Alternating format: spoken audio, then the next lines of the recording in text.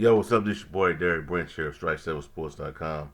This is another episode of Strike 7 Sports Podcast. I'm joined by my co-hosts, Brian Botta and Leo Seaberry. This is another episode of Strike 7 Sports Podcast. So, we're going to open it right up. We're going to talk about the what went down this past weekend with the NFL Super Wildcard Weekend that had games on Saturday, Sunday, and Monday, which was introduced last year with the new playoff format, which is 7 teams in each conference now.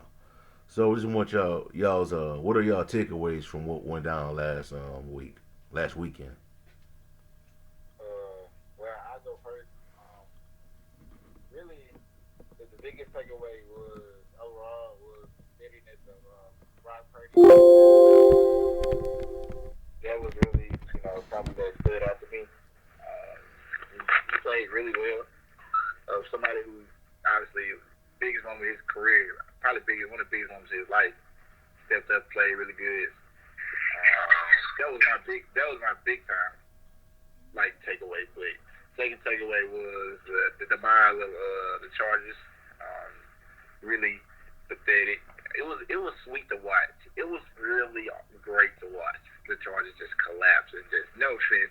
It's nothing personal, you know what I'm saying? They don't happen to play in the same division as the Raiders or anything. It was really sweet because I knew it would happen.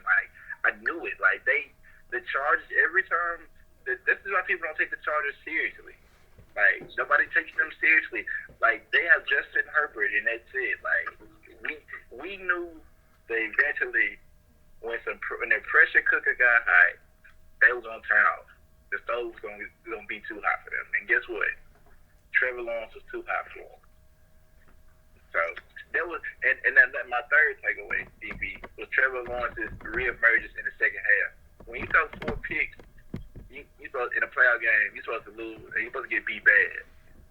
But when you had 3 straight drives, I think it was 3 or 4 straight drives with touchdown passes, that sure was a lot of pulls, and I think that's a legacy builder moment potentially for him as a quarterback. Now I know this week you're gonna have to go get Patrick Mahomes, and if you get Patrick Mahomes, that was talking about if you give him a 27-0 lead, they'll be there by 50 points, right? Because they're not gonna stop throwing the ball, and they're not the Chargers.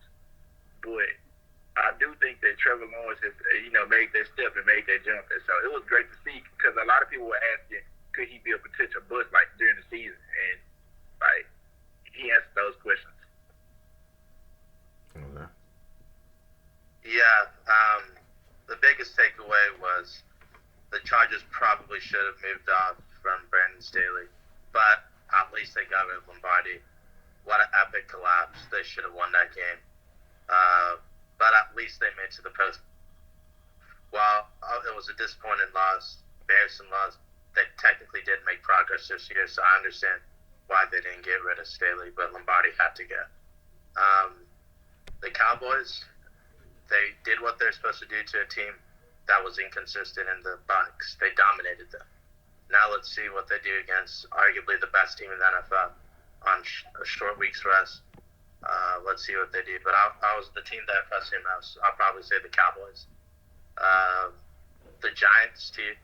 I like what Brian Daboll is my coach of the year, and it really isn't even close. What he's done with the Giants this year has been really, really unbelievable. Daniel Jones has elevated his game. Mike Kafka, the OC, who came from Kansas City, has done a really good job with the Giants offense. I think if there's one team that I think has a chance to upset someone this weekend, I'm going with the Giants. I just think the style of football they play really, really can give them a good shot of winning anyway. And I think Philly would be probably the perfect team for them to beat. Okay. So yeah. All right, man. As for me, I'm gonna start off with this Giants versus Vikings game. I told y'all, the week prior that it was gonna go down. Kirk Cousins was gonna lose. He was gonna let the Vikings down as their quarterback, and he did. I felt like you just can't keep doing that, which is what Minnesota was doing. There was like 11-0 in one-score games that was gonna eventually catch up with you at the most inopportune time, and it did in the playoffs. So I wasn't surprised by the result in the Minnesota versus New York game. Seattle and San Francisco, it got off to a competitive start between both teams, but San Francisco just took over in the second half and blew them out. Not surprised by the result. Brock Purdy continues to impress, continues to play within that system. Um, more mature beyond his years, but we still gotta, the jury. I mean, he got to the divisional round, but we gotta see how things gonna play out in this next game against the Dallas Cowboys, which I think is gonna be huge. Um, Jaguars, Chargers. I felt like it was gonna happen. Just the optics of what was going on in that game. Once the Jaguars got settled in, got the bugs out, stopped being nervous. They took care of business. Brandon Staley. Just me personally, man. I don't see how you justify keeping him around after that type of performance, along with the other things he has done. But they made Joe Lombardi the scapegoat, so they fired him as their OC. Tampa Bay versus Dallas. I told y'all again that this was Dak's moment, and he had his best game, probably of his career, against the Tampa Bay Buccaneers. Most likely ended the era of Tom Brady in Tampa. But we'll see. But great game by him. The stakes get even higher this Sunday. Well, yeah, yes, this Sunday against the 49ers. And what else we got here? Bills Dolphins. That game was a lot closer than I thought it was going to be. You had no Tua, no Bridgewater. Skylar Thompson, is showing that he can be a serviceable, backup QB that can come in and a pinch and play.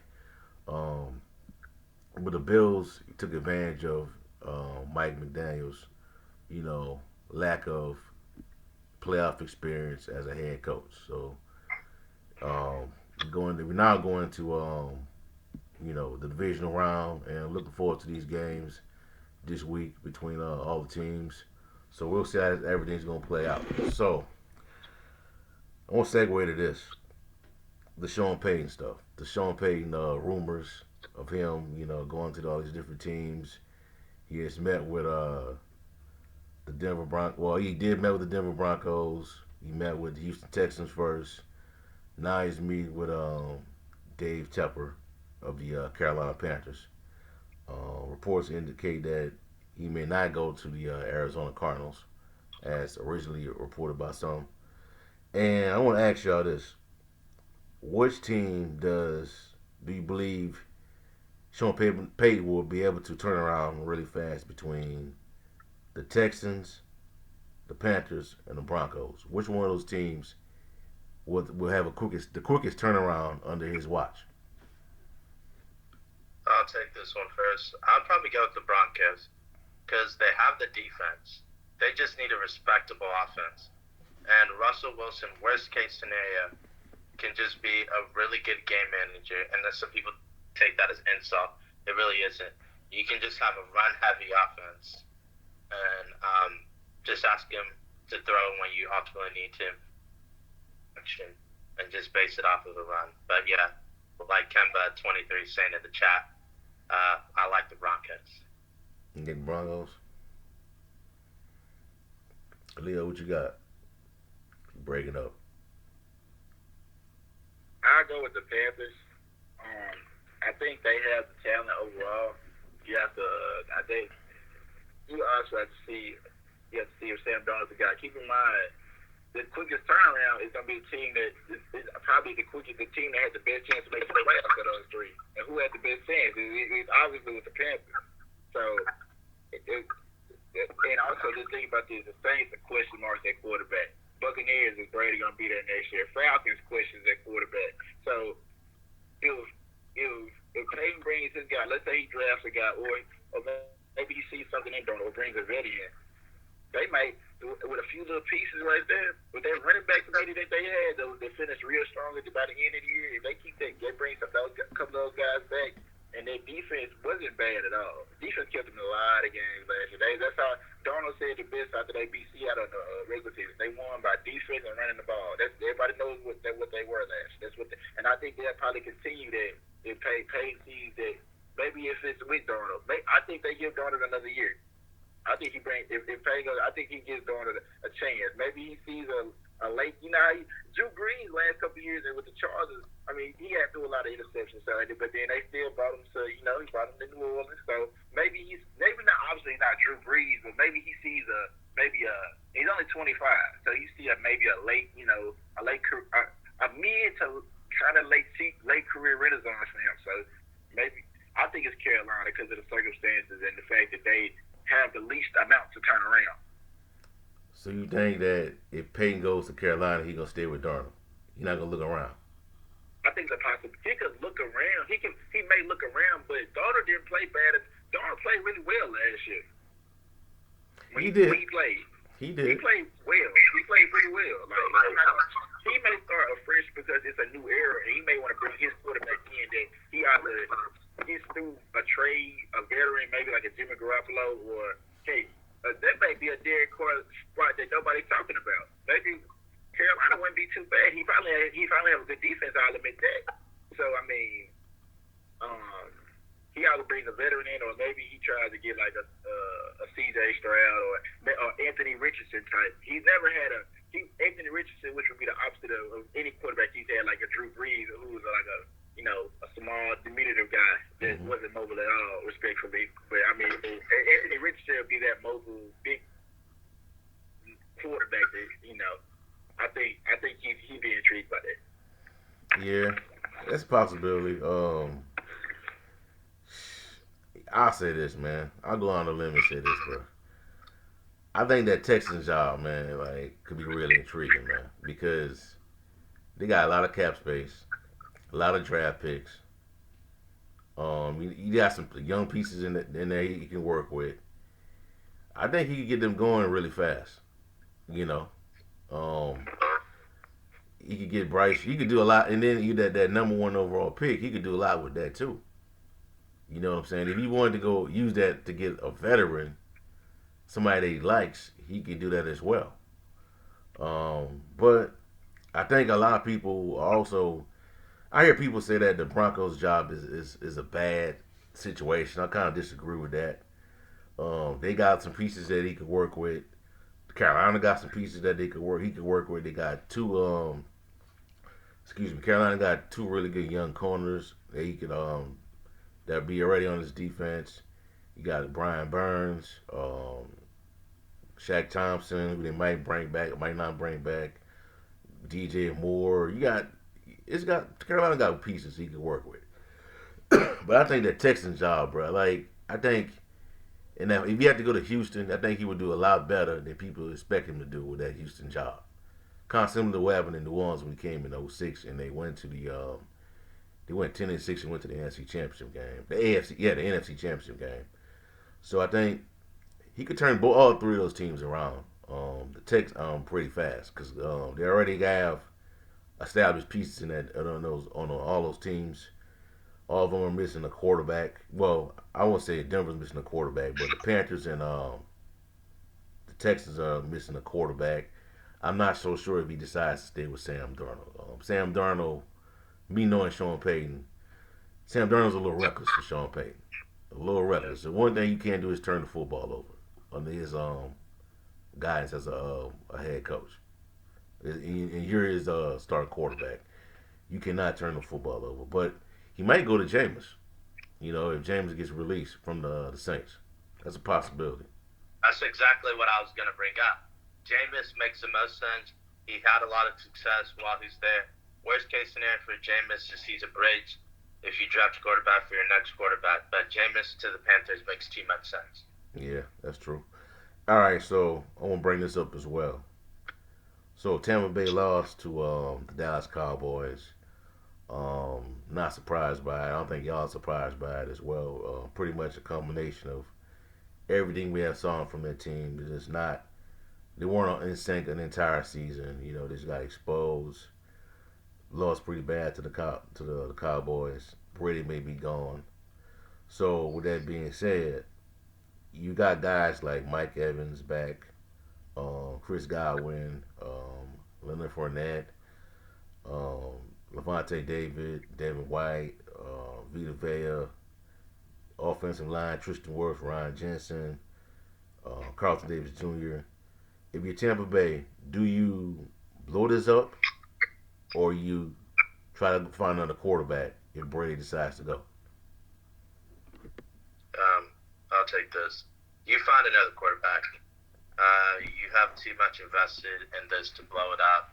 It's one thing if like you couldn't think you could find a quarterback, and a lot of your players like have passed their prime, and you just think it's time to blow up. But this team's, and especially also the NFC's wide open, and so you get the right quarterback. You may have to get rid of Byron Leftwich and get a new USC, but I wouldn't blame all the issues on Leftwich. But it is what it is if you move on.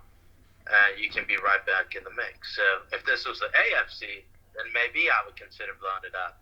But it's the NFC. It's wide open almost every year. I would definitely keep it intact, retool maybe, but definitely don't rebuild. What about you, Leo?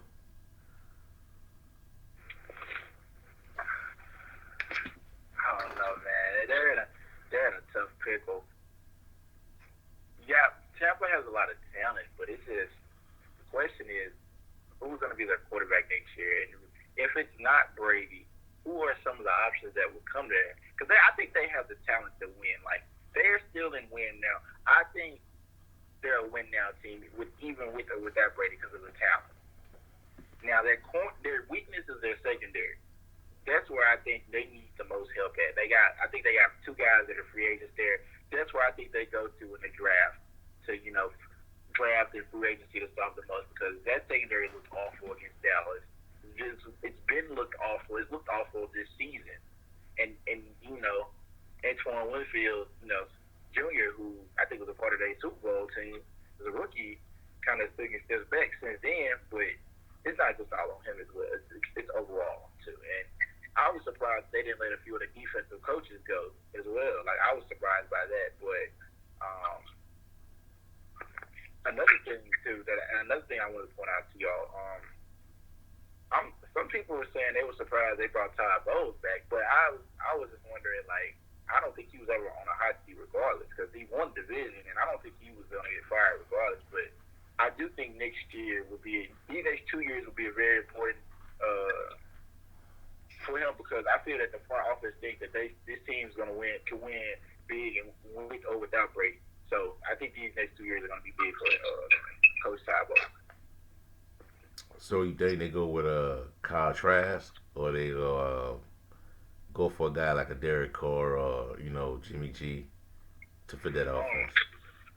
I was reading the ESPN article the other day. Yeah. They were talking about the first person in line would ideally be Blaine Gabbert. Blaine Gabbert.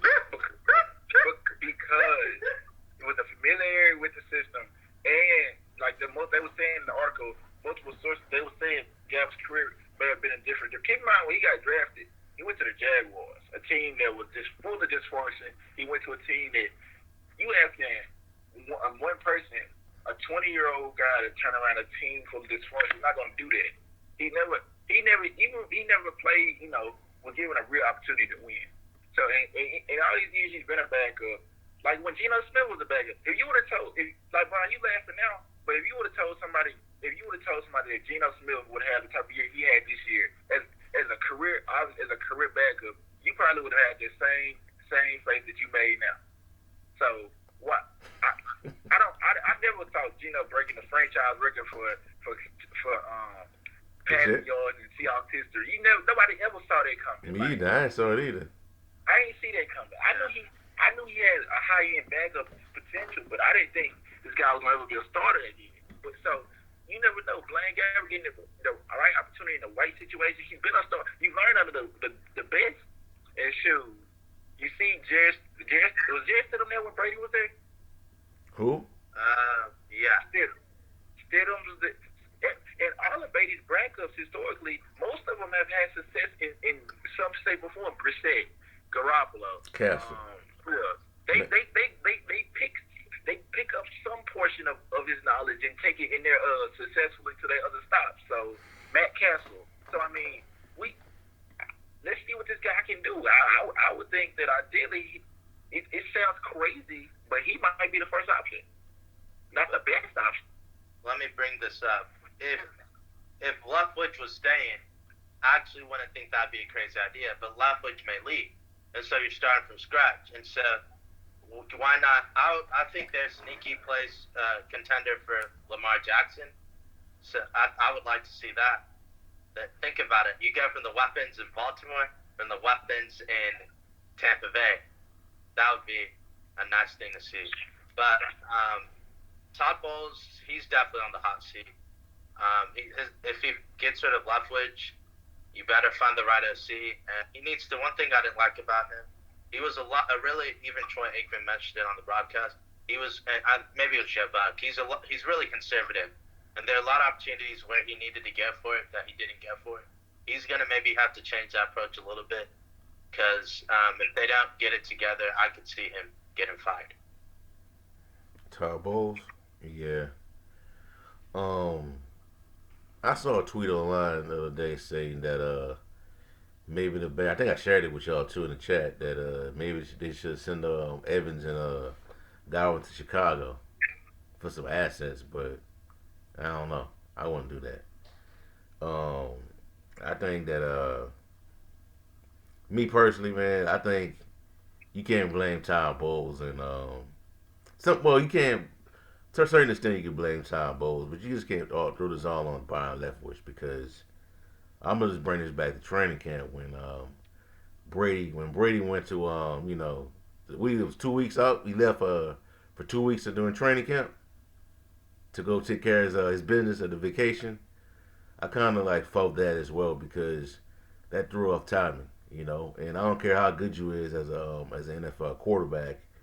When you're not on the same page with your wide receivers, you're not going to be as effective in the regular season, So I kind of felt that as well, but I don't think this is all on Byron Leftwich, because last year this was the same offense that Brady threw for over 5,000 yards in 40, I think it was 46 touchdown passes.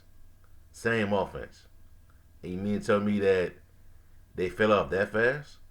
So I'm not buying it as all on Byron Leftwich. Yeah, it's not all on Byron Leftwich, but like you said, someone may be the scapegoat. Yeah. And Brady did have a down year, so to be fair to Brady, I'm not gonna blame it all on that time that he missed. I think Brady just didn't play well. Some of it was the offensive stuff they were doing. Some of it, like, one thing that I noticed what they were doing well, why they didn't do more often, was go up tempo. They had a lot of success doing that, and they didn't do that more often. I think that was a mistake on either Brady or Leftwich's part. But I think whoever the quarterback is, I don't think it'll be Brady. They got to figure out if Leftwich can be the guy, or do you need to move on. But Todd Bowles is definitely on the hot seat. All right, and let me ask y'all this too. So last year, the NFC East was, by many people, including myself, the worst division in the NFL. The following year, 2022, it turned into one of the best divisions in the NFL. Do you think that's the same path for the NFC South? Maybe 2, but definitely not 3. Because, the only teams that I could see doing it as of right now are the Panthers and the Bucs. We got to see what other moves the Saints make. But the Bucs have the pieces. The Panthers, a few more pieces of a quarterback away from maybe doing that. But I don't see that happening. Maybe the only division I can see that happening is probably the NFC West. Yeah. The Rams will be better.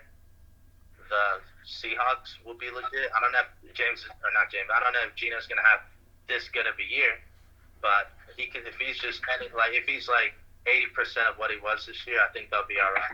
They're going to add some pieces. to that team. And then obviously the 49ers. So that's the only division I can see doing that. What do you think, Leo? I can see it. The AFC East.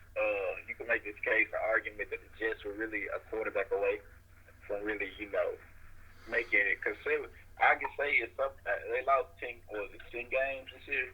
Mm-hmm. I'd say about 3 or 4 of them games was they didn't have the quarterback to finish a game.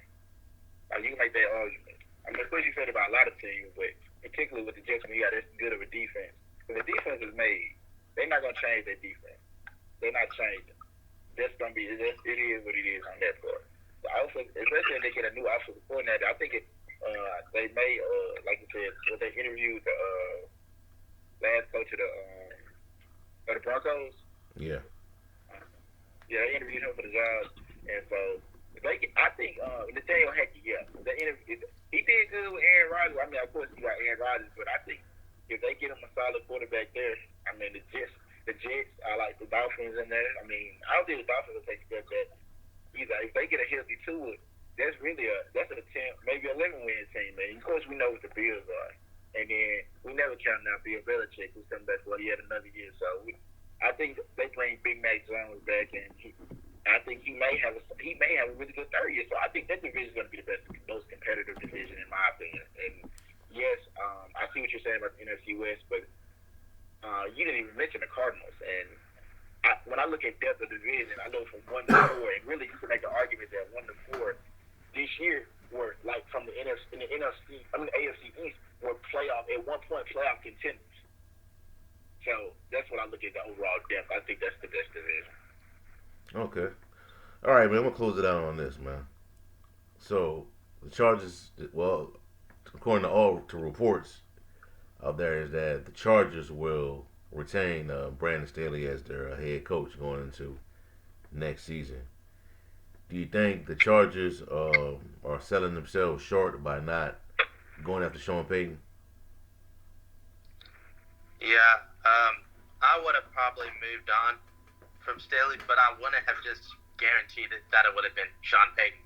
I would have cast a really, really wide net, and then if Sean Payton I felt ended up being the best, then I would have hired if I moved on from Staley. But I'm fine with them keeping Staley. They technically did make some progress.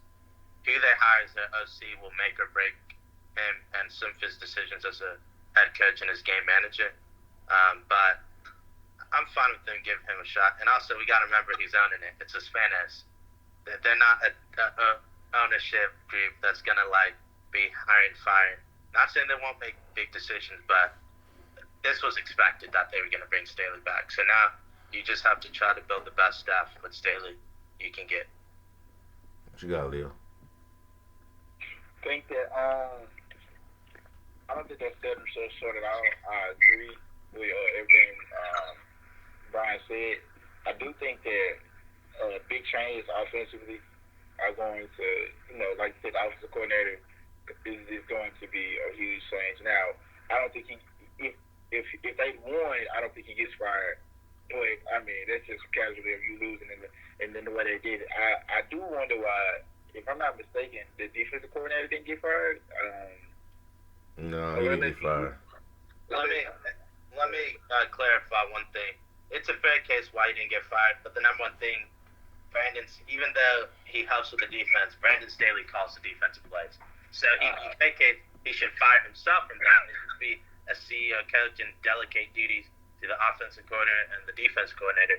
But that wasn't going to happen. So he's not going to relinquish control. At least as of right now, he isn't. But we'll see.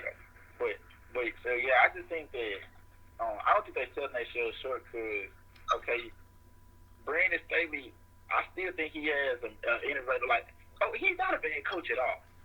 Now, you may say, I think the worst and best thing that I tweeted this is that ever happened to Brandon Staley was getting Justin Herbert. And I say the best because you have a once in a generational talent quarterback. It's the worst because it pushes expectations ahead. If Geno Smith were his starting quarterback, we would say Brandon Staley was a great coach, and we would say that he's done a lot with the less that he has. But then when you have a guy like Justin Herbert, we expect this team to be 14-3. Yeah, like we expecting him to just like be everything, and you have to take time to grow. Even when you have a talented team like the Chargers. Now keep in mind they had a lot of injuries. They didn't have Mike Williams in the playoff game. I mean Dude, that's his you fault have though. to, huh? That's Staley's fault though. You He talking played about his he didn't guys in bring it in? a meaningless game. Like, you gotta get them reps in, DB. It wasn't worth it, man. It wasn't worth it, man. And I'm not gonna say that. And you can't say that move cost them the game, but I mean, I know it definitely would have helped to have had him for sure. But I'm just saying that you up 27-0. I mean, the team, the thing, the person who escaped the most blame for this is Justin Herbert. How do you have an offense that only produces 3 points in the second half? He seemingly gets no blame for this. Like he's supposed to be that guy. That's how I go though. If you're that guy, you have to be able to find a way to get more than 3 points, man. You have to. But that's how I go sometimes though. Go ahead. That's how I go with certain quarterbacks though. Some gonna be blameless and some gonna be like Dak. If Dak did that, Twitter it'll be a storm on Twitter. You know what I'm saying? Yeah. You know how it is. I'm sorry, I missed it. What'd you say? I said if Dak did that, Did what? what Justin Herbert did, people will flip out. 3 points. 3 points in the second half. Yeah, but most people would have also blamed the offensive staff and everybody. They wouldn't just blame on that. But I get your point. TV fair, but look, some of the criticism for Dak is fair. He played less games and he led. I think have the most interceptions. So, yeah. But look, when he plays well, people will give him his credit. We'll see how he does this week. But I think the key for this week may not even come down to Dak. It's going to come down to whether the Cowboys defense can stop the run and force Brock Purdy to beat them. Yeah, that's true. I think me personally, man, I could see why they kept him there, but that offense, that team, that roster is like built for Sean Payton, man, to take over. You know, he got the type of players that he like. You know, Austin Eckler, you know, the Mike Williams, you know, big tight ends, really good, big corners, yeah, but good safeties, good defensive line. It's kind of built like the way his good Saints teams were built. But man, to me, Staley, man, is like he gotta get out of his own way sometime, man. Yeah. To say you a defensive guy to let that stuff happen on last Saturday, that's inexcusable, you know. And Trevor Lawrence, the thing is, he turned the ball over 4 times, dude. 4 times. You had 4 turnovers. You know, you're supposed to like close that game out, bro. You're supposed to close that game out by before going into the halftime, but they bring him back. So we'll see how everything plays out, and I wouldn't be surprised if they don't go after Payton at all. You know, so we'll see how everything gonna play out. All right, that's all we have for y'all for right now, man. Give us a like, comment, subscribe. Let us know how you feel about what we talked about tonight. Listen to this through Apple, on Spotify. Give us a 5-star rating. Leave a review. Check out strike7sports.com for latest content on the NFL, the NBA, and much more. Have a blessed night. Peace. We out. Peace. Peace.